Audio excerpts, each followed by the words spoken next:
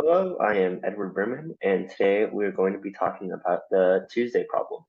We are going to start by defining the Tuesday problem. We're going to visualize the approach and motivate using Bayes' rule to solve it. And then we're going to plug in certain probabilities that we obtain uh, from our visual approach and plug it in to solve it. We're going to start with the problem statement. Suppose a family has two kids, at least one of the kids is a girl, born on a Tuesday. What is the probability that both kids are girls? Suppose that each child is equally likely to be a boy or a girl born on any day of the week. This can be a difficult problem to solve because many people's natural intuition is to think about the information that being born on a Tuesday gives you, and their default answer is that it doesn't tell you anything, but as we can see, it does. The answer is 13/27, which is slightly less than a half, which is much different than the answer of 1/3 you would get if you were not given that the girl was born on a Tuesday. So why does knowing that the girl was born on a Tuesday help us? Well, there's no way to easily explain it without drawing the picture, but as a little bit of a prenup, a little bit of a warm up, when you use Bayes' rule and you reframe it as the probability of having two girls given one was born on a Tuesday to the probability of having one girl born on a Tuesday, given that two of them are girls, it's easier to see how our probability is inflated closer to a half than 1/3. So without further ado, we're going to solve it. We're going to start by defining our events. Let A be the event that two girls were born. Let B be the event that at least one girl was born on Tuesday, so that we may write the probability of having two girls born, given that at least one girl was born on a Tuesday. And recall the definition of Bayes' rule: P of A given B is P of B given A times P of A divided by P of B.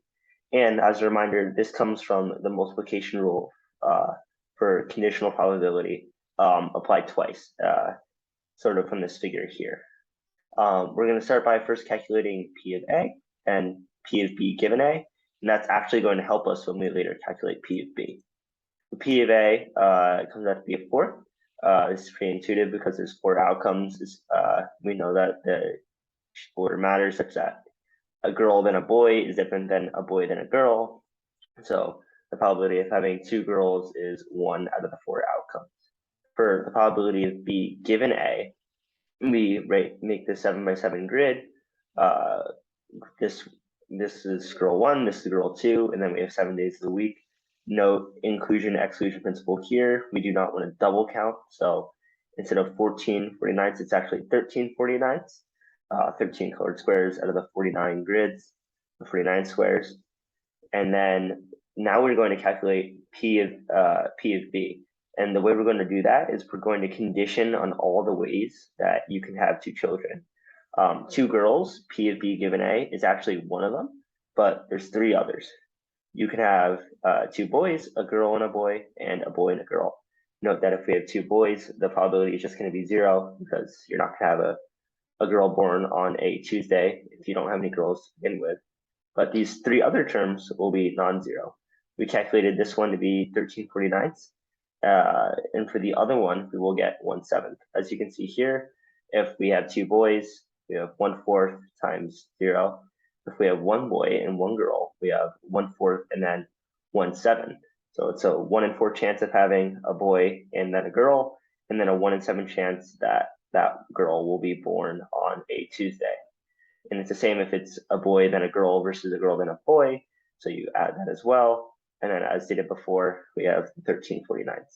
So if we use the law of total probability, add all these up, we condition on all the ways we can have two children, we get 27/196. So now we have everything we need to plug in the Bayes rule. We have P of A, we have P of B given A, we have P of B, and what we get is 13/27.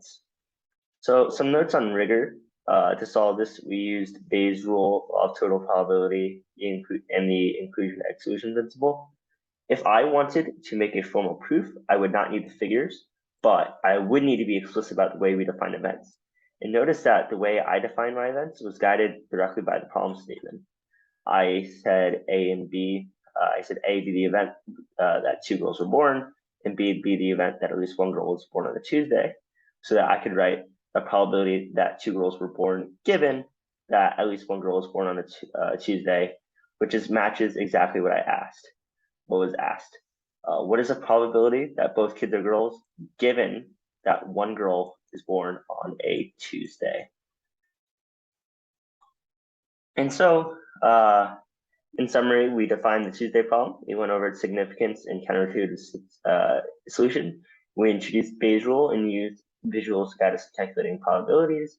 We substituted those probabilities into Bayes' rule to come up with a solution for the Tuesday problem. And we made some notes on rigor about how to make this into a formal proof.